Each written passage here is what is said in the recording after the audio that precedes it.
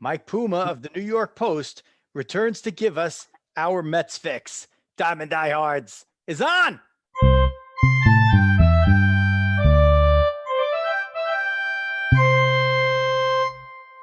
Joe Rizzo here bringing you baseball along with the dog, Jeff Healy. We are live streaming on Facebook. And if you're not watching the live stream on Facebook, then that's fine too. You're catching us hopefully on iTunes, Spotify, YouTube, or wherever you find your podcasts. It's a big show tonight. Mike Puma, if we don't count Jerry Milani as a guest, because he's kind of like a host and he's kind of like our guy, then Mike becomes the first returning guest in the history of Diamond Diehards. And that's good because he's a big dude and he's our friend since a long time ago. It's like a WFUV reunion. If you're a Fordham person, you'll get that. And if you listened to WFUV sports in the late 80s and early 90s, then you've maybe have heard the three of us together once before or twice before. So that all stuff is good. We'll get to Mike in just a short moment here. The first things first, fmsgraphics.com. All your printing and promotional needs, that's where you go. Check them out. Nice and easy. Do everything online and get your stuff turned around real quick. And we love to have you follow us and subscribe to the podcast everywhere you find podcasts. Apple, Spotify, Stitcher, YouTube. Join the Facebook group. Follow us on Twitter, Instagram, at Diamond Diehards, basically everywhere. So check us out there. If you're new to the show, we'd like to do two segments. Mike Puma will join us for these two segments tonight. He's already there if you're watching. And we started out with Veteran of the Day. We closed it out with Die Hard Dads. And of course, our favorite veteran, our beloved veteran, the dog, Jeff Healy, will kick us off with Veteran of the Day. Dog? Riz, great to be back on here again. Going to kick it off. We're continuing our theme with Women's History Month going on here. So we have another special veteran. I guess everyone's special when we say it. Sergeant First Class Leigh Hester. She was the first woman soldier to receive the Silver Star since World War II, and the first one ever to receive it due to combat valor. As a team leader for MP Company in the Kentucky Army National Guard, she deployed to Iraq in 2005. And when her convoy was attacked, she led the counterattack that saved the convoy, killing numerous enemy combatants and saving everybody in her unit. She got out, was honored, and that was a big deal. I remember this in 2005. She got out, became a police officer, and then she re-enlisted and went back over to Afghanistan for another 18 months. And she most recently actually deployed to the Virgin Islands in support of humanitarian relief after Hurricane Maria in 2017. So again, a remarkable woman veteran, Sergeant First Class Leigh Hester of the Kentucky Army National Guard, Silver Star Award recipient. Thank you for your service. Okay. Very good, dog. With a nice poignant, during Women's Month here, another good veteran of the day. So we bring in the great, wonderful Mike Puma. You can follow him on Twitter at NYPost_Mets. He's a great follow. He's always very busy and he takes time from his perch in Florida. You sucker. To join us today. Welcome back, Mike. I'll tell you what, it's quite an honor to be the first returning guest on this show. That means something to me. Well, I'm glad it does because it means a heck of a lot to us. Now, last time it was, we're coming up on our 1 year anniversary of doing this thing, and the show was wholly different at that point. Dog had not jumped fully in as pretty much all-time full-time co-host. We didn't have producer Xavier Rizzo doing his thing, which he's doing right now, and we've come, I'd like to think, a long way since then, but. The three of us have come a long way because, man, this is not the first time. Maybe it's the first time we've been on the air all together at the same time, but certainly we've all worked together with microphones in front of us before. So I think to me, that's like one of the coolest things where you can come full circle and do stuff like that. And in the meantime, I get to follow all my Mets stuff with your myriad stories in the Post. Pooh. Yeah. Five bylines on St. Patrick's Day. Did you take a break for a drink? Yeah, it was a busy day. Actually, yesterday wasn't that busy. I don't know how I ended up with 5, but yeah, yesterday there wasn't a lot that even went on yesterday, but somehow we had the extra space, I guess, and I ended up writing extra stuff. But yeah, and today the big news: Carrasco with a hamstring tear. Looks like he's going to be out for a while.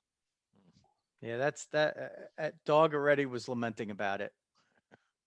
Yeah, it's now. I mean, the Mets have trumpeted their rotation depth all spring, and it'll be tested here right off the bat. But Carrasco, you're talking about a guy who's your 2 or 3 starter, and now you're going to be without him at least the first month. Probably it's probably going to be more than a month.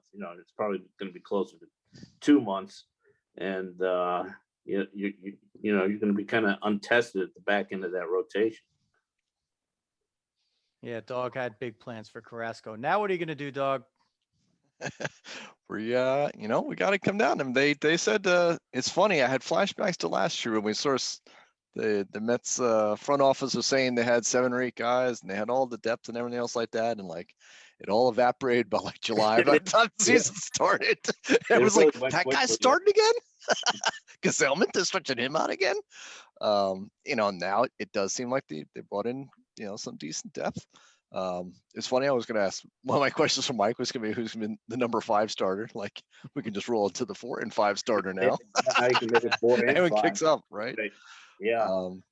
Yeah. I mean, there's some questions within there.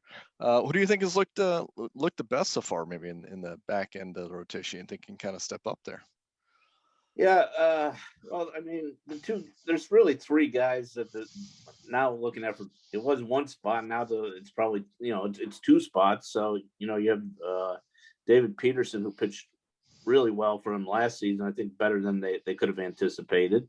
You have Jordan Yamamoto, the former Marlins pitcher, and you have Joey Lucchesi, who arrived from the Padres. And the 2 guys that have looked the best are actually the new arrivals. Lucchesi and Yamamoto have both looked, really well here. Now it's only been a couple of. Now Yamamoto has been 3 starts. Lucchesi's been 2, but Lucchesi still hasn't given up a run. Yamamoto's pitched to like a 1 ERA. That they like the way both guys are throwing the ball.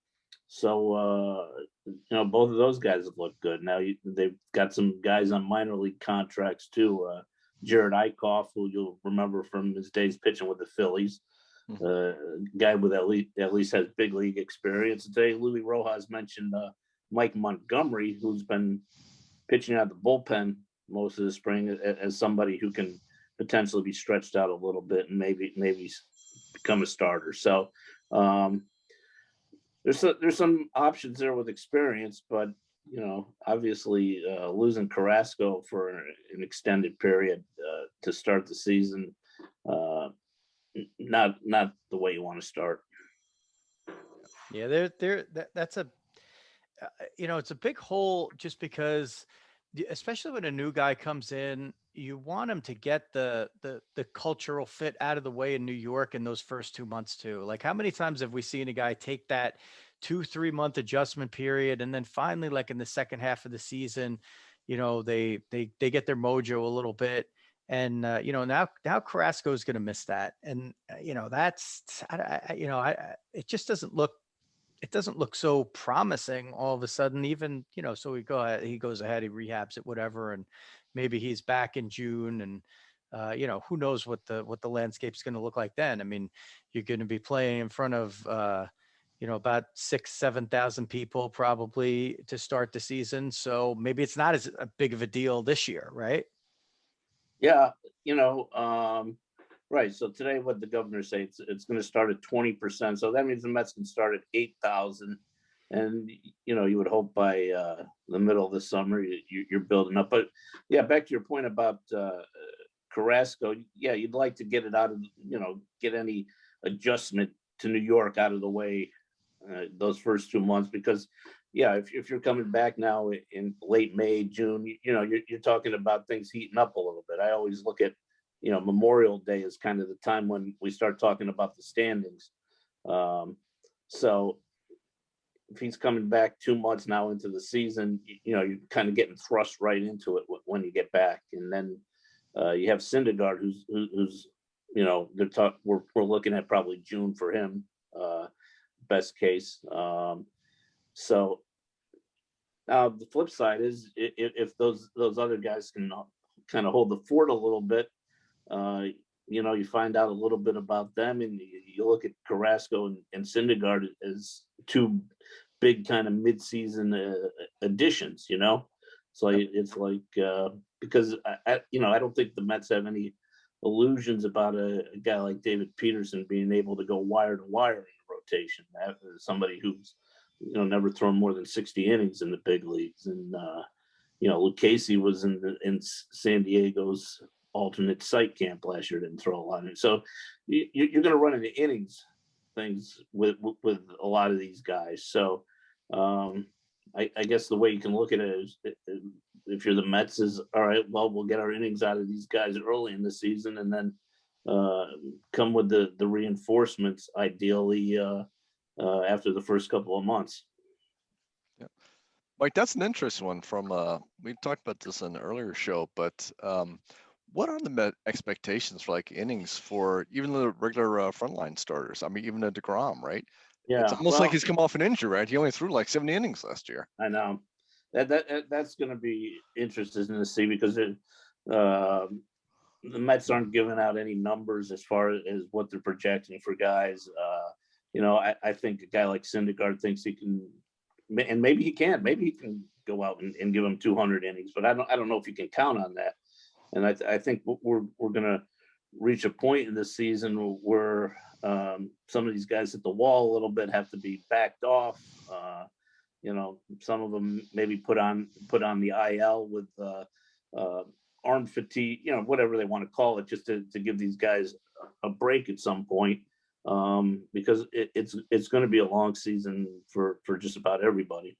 Of course, deGrom looks like he's in like June form already. It's like his 70 innings last year. I'm like, oh, I got another 140 to go. He came out his first pitch down in West Palm Beach a couple of weeks ago. I think it was 99, his first pitch. There's been a 101, 102. I mean, he's hovered around 100 with just about everything. So it is pretty amazing. Yeah. I thought I saw today Syndergaard hit 96. That almost made me nervous. He's trying to kind of keep up with him. I'm like, Noah, June, man, just take your time. Yeah, Syndergaard hit 96 today. He is Did he have a shirt on, or he did have a shirt? Yeah, you gotta check. yeah, you do. But yeah, the 1 year anniversary of his Tommy John surgery is coming up, and a few years ago, it used to be 1 year they would bring a guy back, but now you don't see anybody coming back in a year anymore. It's always just about 14, 15 months at this. I remember Billy Wagner when he had it with the Tommy John with the Mets, somehow came back in 11 months, and nobody would do that today. Wagner came back and he was actually throwing, throwing harder, right? Yeah, he was throwing hard. With the Braves, I remember his last season, he was throwing 97 miles an hour, which, back then, 97, nobody was throwing 97 back a decade ago. Now everybody's throwing 97. Somehow. We were just having that whole discussion a show or two ago, where it's amazing. Like, was there some kind of adjustment to radar guns? Like, are guys just actually everybody's throwing faster now? And this is like the 8th show in a row where I've mentioned that if we brought back Bob Tewksbury, like, that guy would just probably win the Cy Young, because nobody would be able to hit like his 82 on the corner, like wherever he wants to put it, right? Well, and Lucchesi, who pitched yesterday, has got this churve, as he calls it, which is a combination changeup and curve, and he's floating that ball in there 77 miles an hour, and it's like, I can't remember the last time I've seen pitches. You probably have to go back to when R.A. Dickey was throwing the knuckleball for the Mets. The last time I saw pitches coming in there at 77 miles an hour. Yeah, he's a genius because guys are there. You don't see it. It's 18 miles an hour slower than like the average pitch pretty much these days, right? So that Yeah, that messes up right, timing. right. And that's the thing with Lucchesi that Rojas has talked about is he's got to get his velocity up a little bit. They want him because he's been kind of a high 80s, low 90s guy. They want to get him to the point where he's throwing 93, 94, and then that creates the separation more when he throws that slow curve. So he's looked promising though. That he's looked good. Now, like I said, it's only been a couple of starts in spring training, so we'll see where it goes. Okay, it's Mike Puma from the New York Post at NY Post_Mets on Twitter. A great follow. And of course, just go on nypost.com and just do what I do, which is click on his name and see all the hundreds of stories that he's written in the past even few days. It's amazing. He's like, you are a machine. You are a machine, Mike Puma. So we're talking about Thor, right? Now, Dog and I came up with this thing last year. We felt like we were ahead of the curve on a lot of teams. And we loved the idea, especially in this like post-COVID era, of the 3-inning pitcher and who could come in, and you might have multiple ones coming in at any point in the game, not necessarily as an opener, but just as, you know what, it's the 4th inning. This guy gave us a good start. Now, you know what? You get to see Thor for like 3 innings, 4 innings, whatever it is. Like, this is what teams have started to do in the playoffs for a few years. And then some experimented with it last year during the truncated regular season. But Dog and I figured this out. We're like, you know what? Thor coming back, right? You want to keep his innings down anyway. Let him go 3 at a time here and there. Then you get, a couple of days off, come back. Is there any chance in hell that the Mets would actually do that? I don't think I would rule anything out. I think they may get creative here. Rojas has talked about the idea of an opener, which it isn't creative in the context of baseball, but the Mets, it's something the Mets haven't done before because they've had the horses atop the rotation. But I think we could see something like that where, maybe it's Syndergaard for 3 innings, and when Seth Lugo comes back, it's Seth Lugo for 2 innings, and then you get into the bullpen or 1 inning, a piece. I don't think you can rule that off the table in a season where everybody's going to be looking to conserve innings on these guys. I think I'd be surprised if they did it with deGrom. I think deGrom, you just give the ball and let him keep going. But a guy like Syndergaard, sure. All right, Dog. They got to do it now. Like otherwise, so we look like Dog. After all this, we'll forget about the podcast. We'll end up in like somebody's front office. Be like, hey, could you? As long as we could do it on Zoom, we can manage your finances. Can I work from home? Yeah. Oh, in Florida? Oh, I go down there. you got a few spaces support St. Lucie, right? Come May or so. That's fine. All right. So we talk about deGrom, already unhittable. And Mike, one of the things here in New York, right, that we always bandy about is, who's the best pitcher in the league / New York, and it's deGrom and Garrett Cole. Both guys are absolutely, at the top of the Cy Young list every year, right? But the one thing that is probably overlooked a little bit, and I was watching today on MLB Network, the best second baseman right now, and Brian Kenny's list had DJ LeMahieu at the top and Jeff McNeil second. And I was like, how come we talk about Cole and deGrom all the time? Why don't we talk about the 2 second basemen? They're sort of mirror images of each other. They both kind of do the same thing, one from the right side, one from the left side. And I think that over the past, 3 or 2 seasons, doesn't McNeil have the highest total batting average among all qualifying major league players at 318, something like that? So it's kind, and LeMahieu's got to be right there too. So what do you think about that debate? Is that a little underrated debate? That's interesting that you brought that up, because I wouldn't have thought of McNeil being that highly rated. I mean, I think McNeil's a good player, obviously, but I wouldn't have thought of him as number 2, but when you stop to think about it a little bit, I don't know, who else. Certainly nobody else is head and shoulders above him, but other than maybe LeMay, who's better. But yeah, that's interesting. Now, if Robinson Cano hadn't tested positive a second time here, we wouldn't be having this little discussion on that, which is interesting because McNeil would probably be playing third base, but and it works out better for the Mets that he's playing second base because his defensive metrics are a heck of a lot better as a second baseman than a third baseman. I think if you had to rate McNeil's positions, it'd be second base, then left field, then kind of third base. Which, and third base, they're looking to kind of figure that out as they go along here, at least defensively. But yeah, LeMahieu, McNeil. Okay, now that you've kind of opened my eyes. Got an article for tomorrow.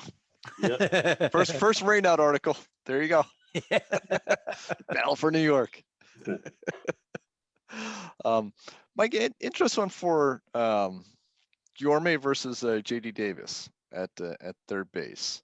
You typically hear like, maybe a platoon, whatnot.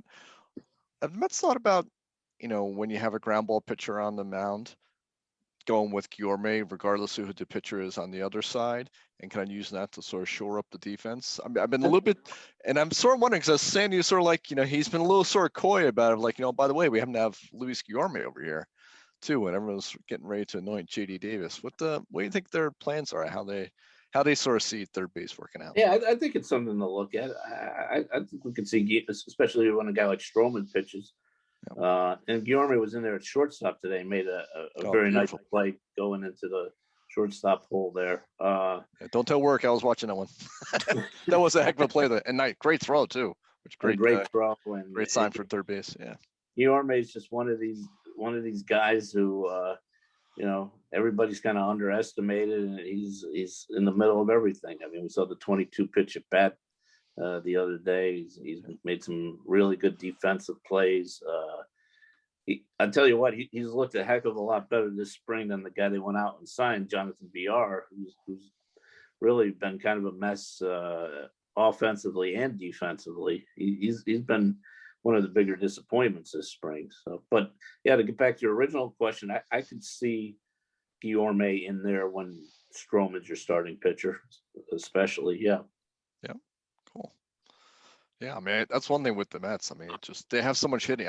It's so weird to say, but like the Mets just have so much hitting at this point that again, anything to kind of shore up the defense, I think is it's a pretty prudent move, right? So. They're one of the teams hurt the most by the DH situation, because I think the Mets, like just about everybody, were counting on the DH return into the National League this year, and that would have made them a lot better because you move Nimmo over to left field, which is the ideal spot for him, and then now you got Kevin Pillar and Almora. You can split up center that way, so. Now you have a good defensive outfield, and you put Dominic Smith at first base most of the time, and you improve first base. So if the DH comes into play, you're upgrading 3 positions defensively: center, left, and first base. Well, I don't think you're going to have to wait long. I still think they might try to slide it in right before opening day, and then everybody will cry foul. Sure, we saw right at a few hours before the first pitch where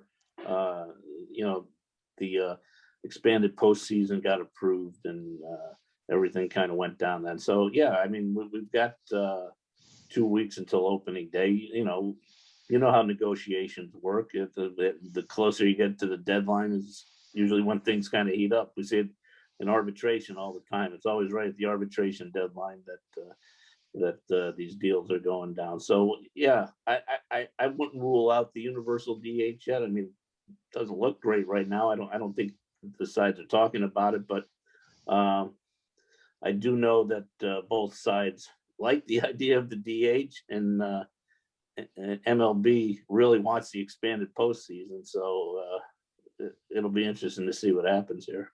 So we were talking about Guillorme. First of all, by the way, Dog knows I'm like a huge JD Davis fan. I think if you just leave him there, you'll get more than enough production out of him.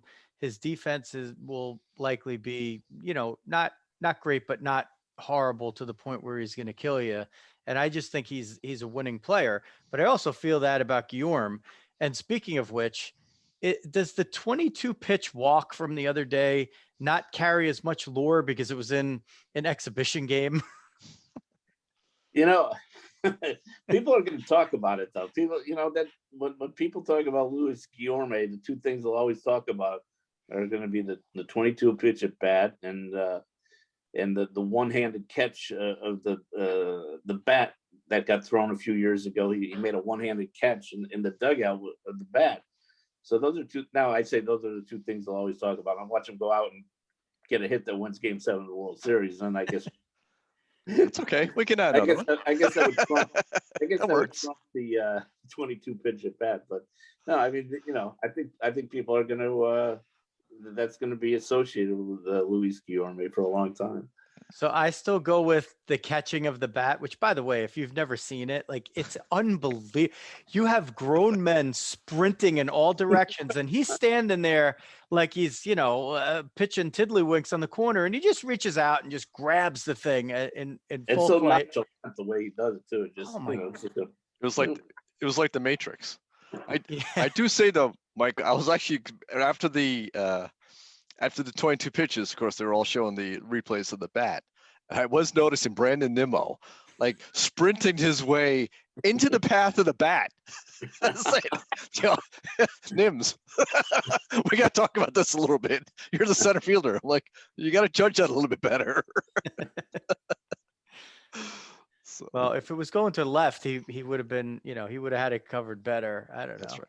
Yeah. But, he's trying to snag it. I know.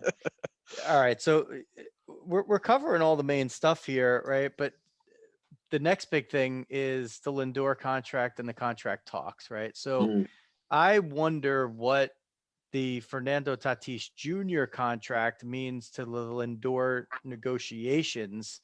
He certainly is a few years older, so I doubt that he would see I doubt that he would see as many years as Tatis is being, paid for over the next, 14 years. I don't think he'll get that, but the term certainly might be something that he exceeds in his offer. So I know the Mets are, trying to talk, and there was maybe not the most encouraging sign the other day from, according to what you wrote in the post, Mike.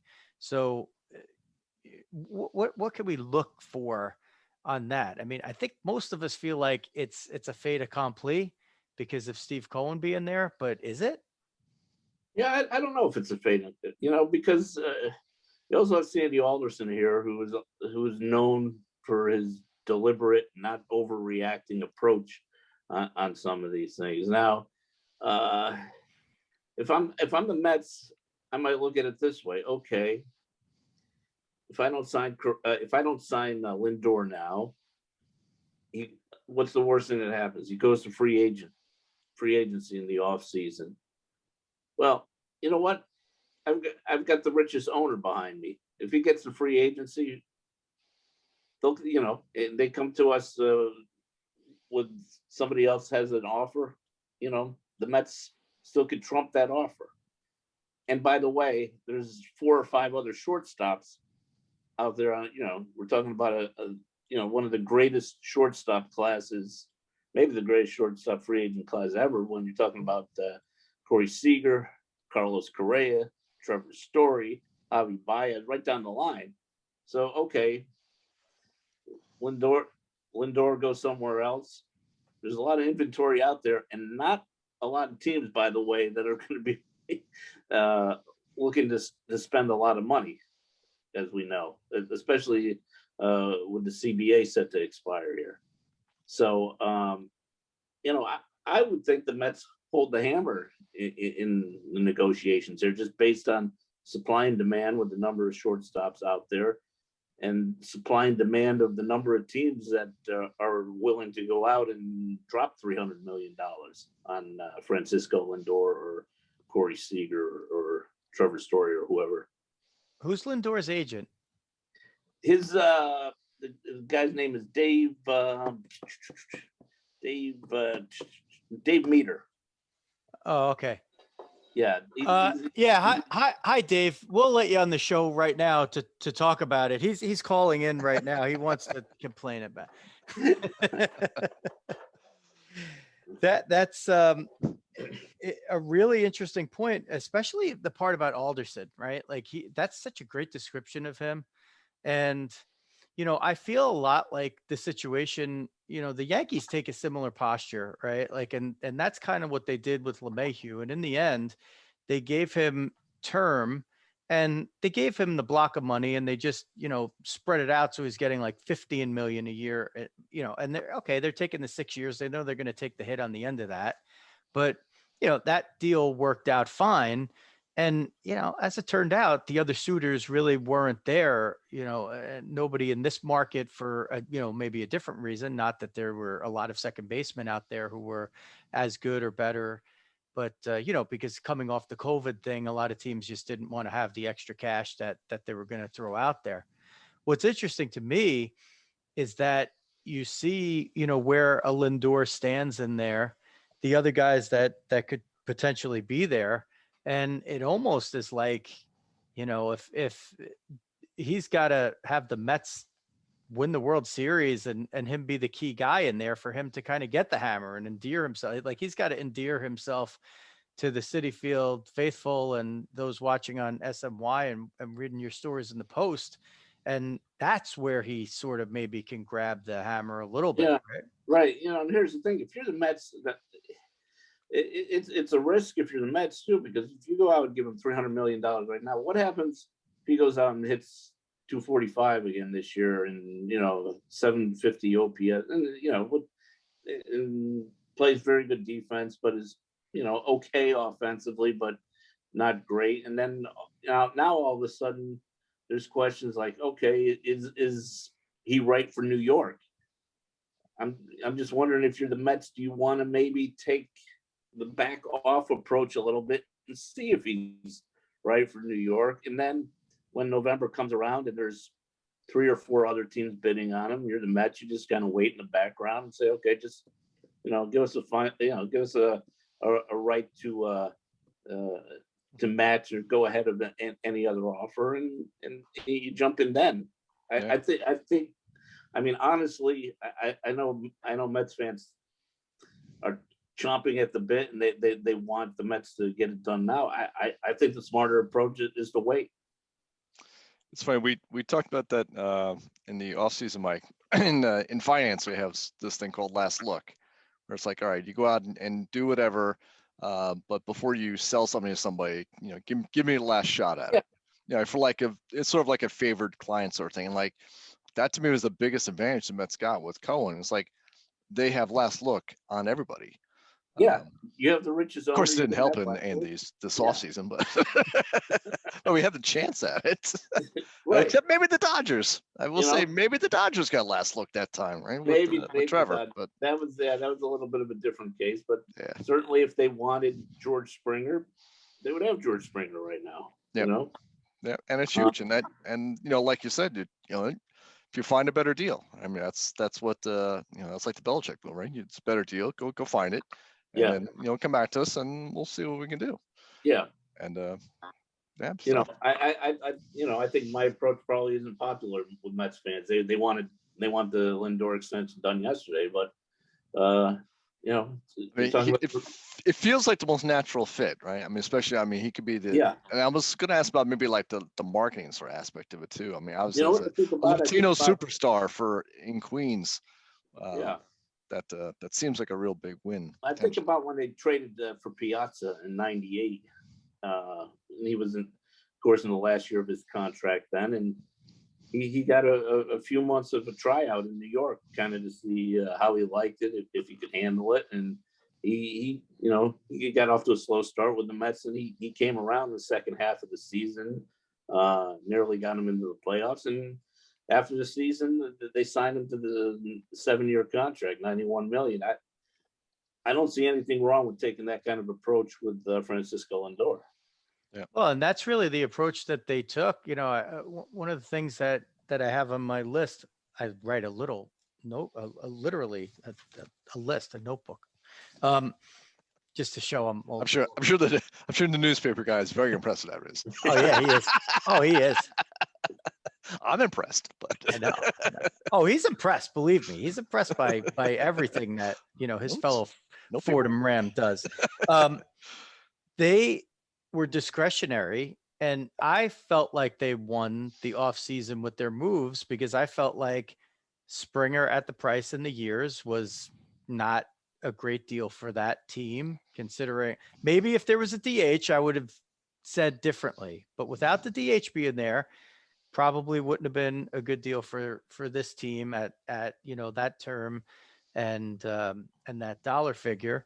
And Bauer, Dog knows I was in on Bauer from day one. I said, if you're going to make a mistake, I'll make a mistake on a pitcher like that. I'll make a mistake on that. But they were there. I mean, they had agreed to a deal if he was going to sign there. I went and listened to the agent Rachel Luba on the Starting Nine podcast there, the Barstool one, where she explained the whole thing and said, there was an agreement there essentially, but they didn't sign it. And she gave him the right to say, hey, is your heart really in it? And he said his heart was really in the Dodgers. So he went there. Well, that's good. If you're the Mets, like you don't want to spend $40 million a year on a guy who's like, okay, my marketing team screwed up. So, I'm going to be here when I really want to be with the Dodgers. I mean, eventually he would have loved it, but like, you don't want, it's a big, crazy thing.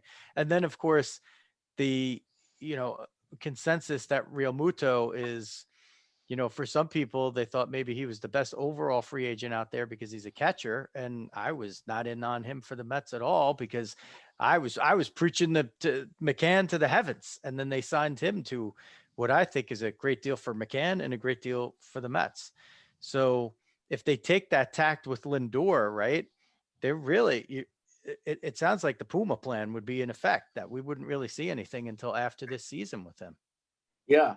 And, it almost sounds like Lindor wants to, you get so close to free agency, unless you're blown away by the Mets with an offer, you wait your whole career to get to this point. You want to go out and test it if you're a guy like Francisco Lindor. That's why these extensions are so tough in that final year right before free agency. Same thing with Conforto. I mean, I know he loves being a Met, and maybe he takes a little less to stay with the Mets, but at the same time, you've waited so long to get to this point, and when you're a Scott Boras guy, from the minute you hire Scott Boras, you have him whispering in your ear about getting to free agency and maximizing value. And so, I'd be kind of surprised if a Conforto extension got. I give Lindor extension more of a chance than a Conforto extension at this point, just because I think if you're Conforto, you've kind of got to go out this year and have another big year, and if you do that, you're going to get paid really handsomely. Where he's at the point now where if he were to sign an extension, it wouldn't be for anything close to what he could get on the free agent market if he has a big year this year.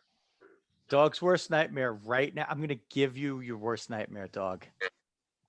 This is Dog's worst nightmare. The offseason comes. The Yankees trade. Where you're going with this?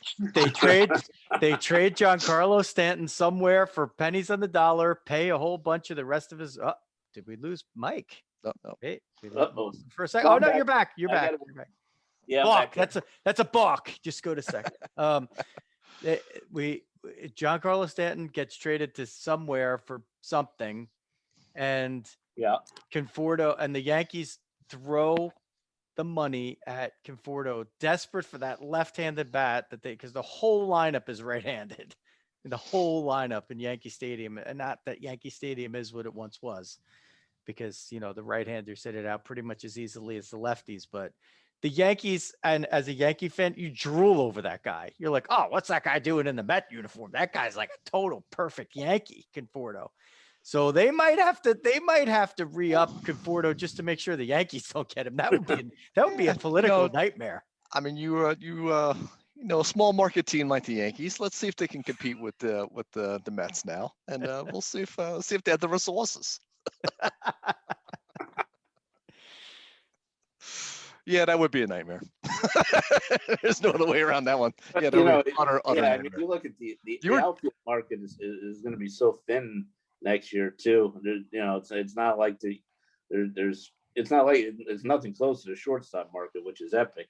There's a few guys out there, but yeah, I mean that potentially could be something that really hurts the Mets even if it weren't the Yankees. If it were to go anywhere else, you're leaving a big hole in that outfield. So I mean, then I think that played into the George Springer equation too, thinking, oh, okay, let's now lock up a spot with George Springer here, where we're going to be going hard after Conforto, whether it's an extension or free agency. And again, you have the richest owner. If you want him, you can get him. Yeah. And actually, Riz had a good point on with Springer too. With that, if assuming that you're going to re-sign Conforto, that in a couple of years, Springer probably has to move to a corner outfield. So if you're the Mets and you had Nimmo and Conforto, so that's kind of why that was probably the only thing I was down on if there was no DH. I'm like, if I sign Springer, I'm like, I got to sit Nimmo half the time, or I got to sit Dom Smith half the time. And then again, like 2 years hence, that was kind of Riz's point on, like, if you go 4 years in that center fielder, we were looking, it's not that many center fielders get past 33, 34. No, it's pretty hard. Even the best ones, it's hard. Yeah. I mean, you're probably, best case with Springer, you're probably looking 2 years in center field, and then he shifts to the corner spot. Yeah. So I don't want to. I mean, there are worse guys to take up a corner spot but when you're signing him to be your center fielder, you kind of want him to hang out there for a while. Yeah. Mike, sure. I wonder if some of these shortstops if people are going to look to sign him and move him to center, like with this set of shortstops coming out, or depending on who you have. I don't know.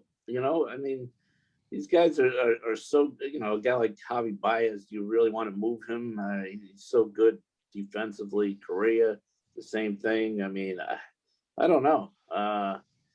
Seager is such a beast offensively. He's probably, you got to look at him as the best offensive shortstop of the bunch, I think, especially after that postseason he had last year with the Dodgers. And you have to think the Dodgers are going to lock up Seager.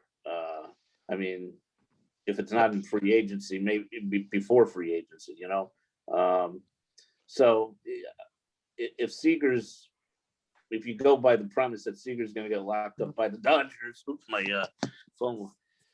phone is every time I get an alert here, it vibrates and moves.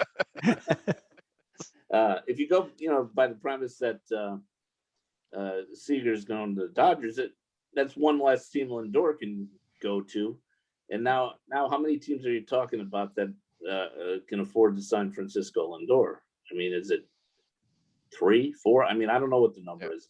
It's probably not as many as a half dozen. Yeah, it depends. It depends if the Yankees want to keep Gleyber Torres, at short, or eventually, move on from him somehow, somewhere.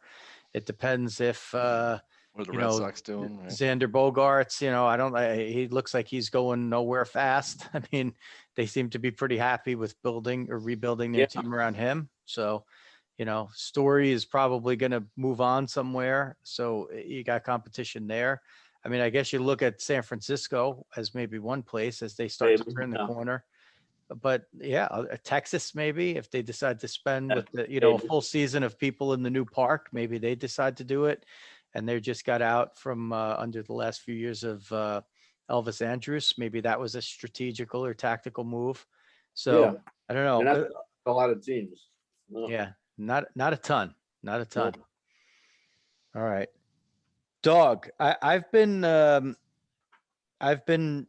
steering this one, I don't know what you had on your list, but I think I got my list pretty covered here. Puma's so good, I don't even have to say stuff and he's already into it. So I want to make sure you're covered before we move on to our final segment. No, I think we've nailed all the big ones on here. Actually, maybe just sort of typical ones. Sort of, what do you think sort of the biggest one sort of stepped out in terms of spring training that kind of really sort of opening some eyes and surprised some folks that haven't been down there watching like you have? Well, I mean, I don't know how much, but Pete Alonso is crushing it this spring. I don't know how much you would term that a surprise just because of the year he had 2 years ago, and even last year's so-called down year wasn't atrocious. But he has looked tremendous this spring as far as his plate discipline, driving the ball to the opposite field. He looks like he's locked in here to have a big year. Edwin Diaz is throwing the ball great. Still hasn't given up a run this spring. Today he just gave up his first hits of the spring. He's looked real good. You know what? The biggest surprise might be Miguel Castro out of the bullpen, who's looked very good in his appearances, because he's a guy they picked up at the trade deadline last year. Didn't pitch very well down the stretch. There was some debate, what would they tender him a contract, and he's come in this spring and he's been pretty much lights out here. So I might put him at the top of the list of surprises. Okay, cool. Wow, Dog, we almost made it through a whole show talking about the Mets without mentioning Edwin Diaz's name. That might be the best sign ever for the 2021 Mets. That is a great, you know what? That's a good point. That would be, because, man, let's face it, at the beginning of the season, that was not good. And that might have been the margin that they needed at the end to extend their season. And if he goes back to being, anything close to what he was in Seattle, or anything like he was in the second half of the year, I mean, he's basically just unhittable at the end of the game. Yeah. I mean, his numbers last year were tremendous. You look at his strikeouts to walks, strikeouts to innings pitched. I mean, the only thing is, I think some people look at it as kind of a mediocre season because there was a couple of high profile saves there. He blew, and there was a game against the Yankees where he was, close to nailing it down and gave up a home run. And there was his first save opportunity this season, that Saturday game against the Braves. But you look at it, his numbers were just off the charts, incredible last year. So I think he's right there, ready to have the kind of season they imagine. Okay, I think with that, as I look over at producer Xavier, I think we are ready for our final segment of the show, and that is called Diehard Dads.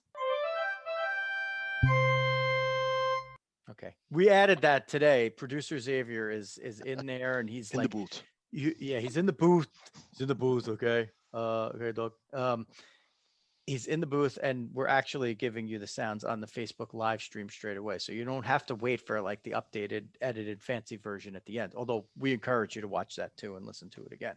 So, Diehard Dads, if you're new to the show, is a segment where, since Doug and I both are dads, and we are both diehards about baseball and fatherhood, if you're a dad or a parent or whatever, and you're our guest and you'd like to join the segment, then we offer it to you. And my Puma has gladly accepted it. So I will start out Diehard Dads today, because usually I like to put Dog on the spot. Today I am not going to do that. I will kick off the segment myself. And I will say that I was just giving you a hint of what I was going to use for Diehard Dads, because I am having a proud dad day, as producer Xavier has stepped up his inclusion into Diehards, and he's been working very hard at this during the shows and offline as well, trying to make things a little bit better. We try to get 1% better every day, and then on the days where we can get like more than 1% better, we'll do that too. And this was something that we worked on, just getting the music and that stuff in there. just, for about an hour and a half heading into the show. Got it. And it's good. So I'm having a proud dad moment with producer Xavier, and I'm going to use that for my diehard dads today. Dog, you want to jump in now? Sure. Yeah. Of course, as usual, I was completely forgetting what I was going to do for Die Hard Dad. So I'm going to do one. And I know I had two the last time. I used one. I can't remember what the other one was, but I think this is it. So I'm going to go on the proud one as well. So I just have number 5, Keegan, for me. Was out and he was applying for his for a magnet school that's in Union County here. So that some of our guys have gone to. There's different ones, the AI. IT ones and dance and whatnot. So he was actually applying for allied health to do biology and stuff, and maybe eventually work his way to be a doctor someday. Be great to have a doctor in the family. And he actually wound up getting in. So it's a competitive process, and wound up getting in and getting that. So proud moment for Mr. Keegan Healy. Getting ready for starting allied health next year, and hopefully starting down the road of having someone to pay for me when I'm old and decrepit. So. Yeah,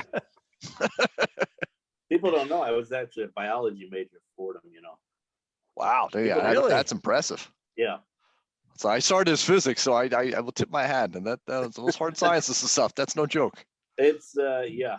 If I had to, I look back on it now and say, what was I, crazy? Too much work. There you go. Okay. Mike Puma, would you like to participate today? I think you gave me a yes before. Are you ready? Sure. Well, I'll give you one from today. And this is also a gratuitous plug for my book, which is coming out in about 5 weeks, If These Walls Could Talk, New York Mets. And the copies actually just arrived at my house yesterday. Now I'm down in Florida, so I won't see him for a while. But I got a message from my wife that the box of books had arrived from the publisher, and my 2 daughters. Now I have 3 kids. My oldest son is 15 and is at the stage where he wants nothing to do with me. He's thinking about driving and getting a job, and he's on his own planet. But my 2 daughters are still still enjoying the time with their dad and everything, and they got a hold of the book, and they were very excited to see their names in the back in the acknowledgments where I mentioned my family. And the 10-year-old told me she actually had read the first 13 pages of the book, and I'm very concerned because there's some words in there that maybe only Daddy quotes those words. There's some words in the book, so I warned both the girls on a video call tonight. I said, listen, there's some words in there. Just if you see them, just kind of gloss over them. We don't talk that way around the house, but they're in the book because people said them, and so that's one. And I take the girls to the baseball writers' dinner every year. Now we didn't have it this year because of the pandemic, obviously, but last year my oldest daughter had my phone, and she got a great picture of Pete Alonso and Jerry Seinfeld together, sharing a funny moment on the dais. Alonso's got this look of like he's talking to Seinfeld. He's got this look on his face, like this goofy look. So it's a great picture. My daughter nailed it perfectly. So I posted on Twitter, and I've got a lot of followers on Twitter. So she kept track of how many people actually saw the picture. You can actually click on there, and like over 100,000 people saw the picture of Seinfeld and Pete Alonso. So my Nice. younger daughter, during the pandemic last year when not much was going on, I took a picture of her reading the Post and put it on Twitter because I thought it was cool that here's my she's 9 at the time, my 9-year-old daughter sitting on the couch reading the Post, and I put that on Twitter, and I think it got like 80,000 people looked at it, but she it was a competition between the two for a while because she would go back and forth, and she wanted to see how many views the picture of her had on Twitter as opposed to the one my daughter had taken at the baseball writers dinner. So that became kind of a competition with which one got more views. So, but yeah, my daughters are they're very excited about the book. My son likes basketball. He likes the Brooklyn Nets. Doesn't have much interest in baseball. So, but like I said, he's at that stage now where he's thinking about other stuff other than hanging out with dad and baseball. So. Well, Dad could introduce him to his classmate and fellow FUV alum, Chris Carino, and impress your son. True. You could do that. Yes. Right? I have mentioned that to him that, a few times when we've been in the car listening to the Nets game, I say, hey, that this guy, I did games with him at Fordham. And he gets a little charge out of that at least. And, at least he's got a good team to root for. Yeah, finally. He's had 12 and 70 to root for. Yeah. Back when I was working at the Ticker, and I covered a lot of Nets games like nightly, Nets and Devils, anything that was at the arena in East Rutherford. So it was great. Like I got to really reconnect with Carino, who was in your year behind Dog and I. And we would eat together beforehand, and it was just good to reconnect with him. And he's so good. He's like so absurdly good and just vastly underrated. I love it anytime he gets props. But I would sit there and I'd be like, with a straight face, I go, you know what's so funny? Like, I was better than you at Fordham. And he never said I wasn't. Hey, I made ESPN Plays of the Week. He might have gotten New York Sportscaster of the Year, but nobody else made ESPN. They don't even have ESPN Plays. Yeah, right. And I was on the night when there was something about like Darryl Strawberry and the Dodgers. I don't know. It was like I was like, wow, I'm right after Straw. This is unbelievable. My 15 minutes of infamy rather than fame. But yeah, I actually, like I said, we were closing with Diehard Dads, but I did want to lead into the book. And of course, Puma, like unrehearsed, just goes right into it. It was about a year ago. I think you were on in April or May of last year. And we did talk about the book. And I was like, oh, this is going to be perfect. Like, we'll have him on again. Like, as we get closer to the book, like then it seemed so far away. And now you're right here. So tell people a little bit more about your book that's coming out. And we encourage everybody to get it, by the way. Yeah. And April 27th is the publication date, but it's actually available on Amazon right now for pre-order. If These Walls Could Talk, New York Mets. My first book, and it's basically spanning the 20 plus years I've been around the Mets. Now, 1998 was my first year covering baseball. I was at the Connecticut Post at the time, and I was kind of the New York writer. So I floated between the Yankees and Mets at the time. Now I've been at the New York Post. This is my 12th year on the beat for the Post. So I basically spanned the stretch of 98 up until, the end of the Terry Collins era a few years ago. And it's, there's some stories in there that I'm sure haven't been told. Noah Syndergaard spoke to me extensively for the book. Now, Syndergaard hasn't talked to the media in over a year. And I don't think he's really done an extensive interview. And the one he gave me for my book is probably the most extensive interview he's done in a year and a half. There's a couple of surprises in there, I think, that are going to get noticed. I know I'm pretty sure my paper, the New York Post, is going to run an excerpt of the book probably mid-April, mid to late April, right before the publication date. But I talked to a lot of the stars of the last 20 years. Mike Piazza was nice enough to give me a lot of time. David Wright talked to me a few times for the book.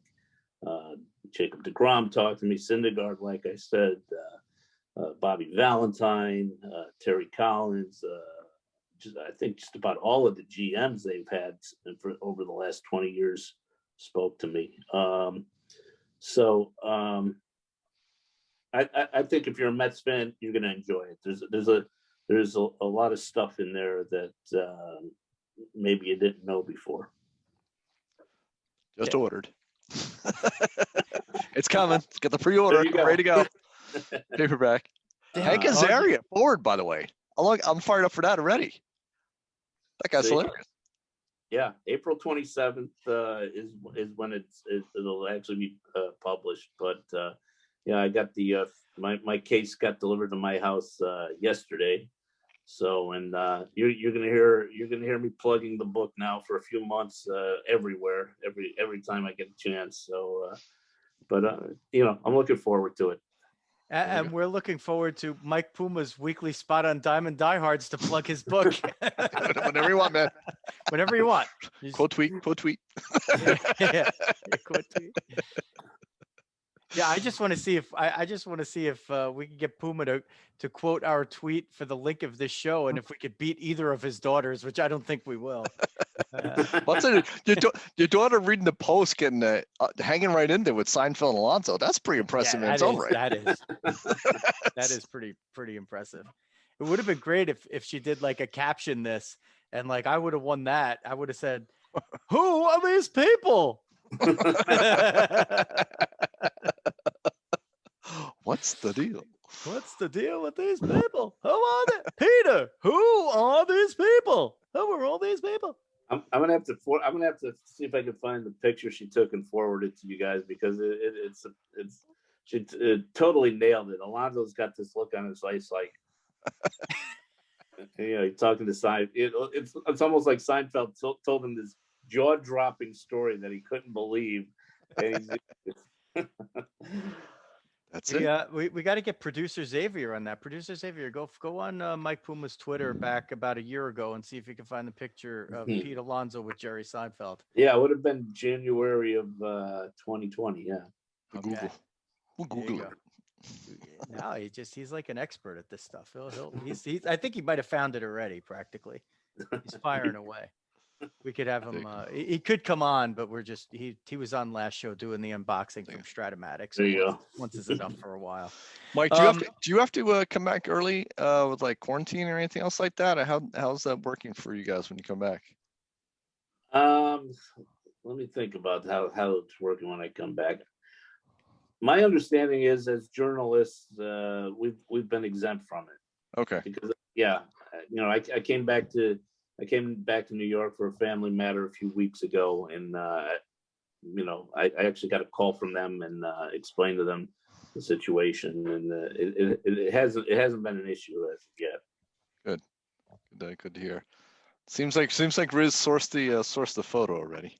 Did he find it? Producer Xavier found it. Yep, he found it. I was holding it up on the live stream. It doesn't really come that good because I do the virtual background, but I don't know. We'll post it in the Facebook group or something like that. We'll retweet it. We'll do whatever. We'll do all that stuff. Mike, there was one more thing actually. I did. I'm glad we got the book stuff in, and then you could do it in the Zoom. Let's see. Well, don't mess it up though. Let's see. Okay, he thinks he can get the picture in the Zoom, but you know what, Zave? Let's just pass. We'll do it on social media because 1% better. 1% better. I'm kind of ending with like a sort of a crappy one, but we have to you can't have the Mets beat reporter on here and just not ask it because people will be like, "What are you doing?" No, the Callaway stuff. I mean, was there ever any indication anywhere? Like, I can't imagine that somebody wouldn't have known about it and broken the story at some point. But what's the fallout from that? From where you sit? There were always rumblings that Callaway was involved with other women, but certainly nothing to the degree of what came out a few weeks ago as far as harassing female reporters. I don't think anybody who'd been around Callaway was shocked by the allegations, just because they kind of knew of his reputation. But at the same time, I don't think many people knew just to the degree of it that he was so persistent and texting photos to reporters and it's interesting. Here we are now, almost, and we're getting close to the end of spring training, and that hasn't been, the situation hasn't been resolved by MLB yet. He's still suspended by the Angels. Now you have to think it's going to end with him getting fired, but I don't, I know they have to investigate it, but it just seems like it's dragged out a little bit here. And on top of that, the Jared Porter circus was this year's, beginning debacle, right? That one, that one just, nobody saw that coming. That you've had a couple of high-profile cases here, and all of them with some kind of link to the Mets, which is not good for the organization, and it's certainly caught Sandy Alderson off guard a little bit here in his early months back. And now Zach Scott is carrying the interim GM label, and we'll see what kind of job he can do. Yeah, and we didn't even get into his positioning and stuff with regard to Lindor or any of the other things, but I mean, that might have some certain effect, right, down the line. I mean, I know it's still Sandy really kind of in charge, but Scott's got to have an awful lot of input, right? Yeah, you have to think he's in on, now to what degree, I don't know, but I think Scott is probably involved with a lot of the day-to-day stuff, and maybe the big stuff like Lindor will be mostly Sandy and Steve Cohen, but you got to think Scott's going to be involved in at some level. Okay. All right. Well, we kind of ended on a little bit of a downer right there, but we did get the book stuff in, which I thought was important. I wanted to get that in there. I did write the word book with a big exclamation point on it on my notes. So I didn't wrote that in your notes. Okay. I didn't forget it. I could produce the notes. I could produce the notes there. It says says Diamond Diehards. There we go. It says book on there. I don't know. You can't. Trust me, it says book. You can buy Mike Puma's book on Amazon. You can pre-order it now. You could wait for it to come out. If you're a hard copy person, you could wait for it to come out. Go out there. You gonna do any book signings for it? Yeah, we're still trying to work out the details on that now. I haven't heard anything yet about anything being set up. I know they want me to do some if possible. It's just I don't know if logistically if they can be done. With the situation with the pandemic. So TBA, we'll say, because what are we in March now? The book comes out the end of April. You're talking about doing book signings May, June, maybe. Maybe it's a little different then. Hey, McFadden's, we can make this happen. So I think Riz and I are going to take care of this. We got it set. We get Xavier on it. Yeah, Xavier's on it. I mean, I know they would like me to do book signings, and if it's feasible, I'm going to do a few. So there you go. Good deal. All right, I think that's got to be on the Father's Day book list. And today's March 18th. If you're watching this live, if you're catching it March 19th. March 19th is Father's Day in Italy. No better day to pre-order a book about baseball for your than for your baseball loving father on Father's Day. So Italian Father's Day, American Father's Day, any Father's Day, or just whatever day. You can pull a dog and order it while you're watching the show. Boom, it's all done. There it is. One click. One click. Not hard. Click, boom. Scoop, there it is. Don't tell me you don't love that commercial. I totally love that commercial. All right, that's going to wrap it up. We're with Mike Puma, so generous with his time, our old pal from Fordham, WFUV back in the day, and the first repeat non-Jerry Milani guest in the history of Diamond Diehards. Go follow him at NYPost_Mets on Twitter. Great follow there, and go to nypost.com or buy the physical paper, if you're old school, like our buddy Gallagher, he likes to have it there, reading it in front of him. Or if you like Mike's youngest daughter, sitting there reading the. I'm old school. I go out and buy it every day down there in Florida, and I get it delivered at home. So I still like to have the hard copy in front of me. So you put in for reimbursement, right? It goes on the company credit card. Oh, that's good. Get some points. Yeah. Bought 7 copies of the Post today. Why? It's just, the people at Dunkin' Donuts like to have some free ones. You gotta hook them up. So yeah, check him out there. You can check out the show at Diamond Diehards pretty much everywhere on social media. You can go to diamonddiehards.com to get involved in the show. And that's sort of not all the one-stop shopping at this point, but that'll get you on Apple Podcasts, there, iTunes, or Spotify, or you could follow our Twitter feed right from there from diamonddiehards.com. Still more to come. That's Dominic Rizzo webmastering that. So you got Xavier producing, you got Dominic helping out there, and I don't know if there's ever a TikTok, that's going to be Luisa Rizzo. So that will do it for another great episode of Diamond Diehards. That was Mike Puma.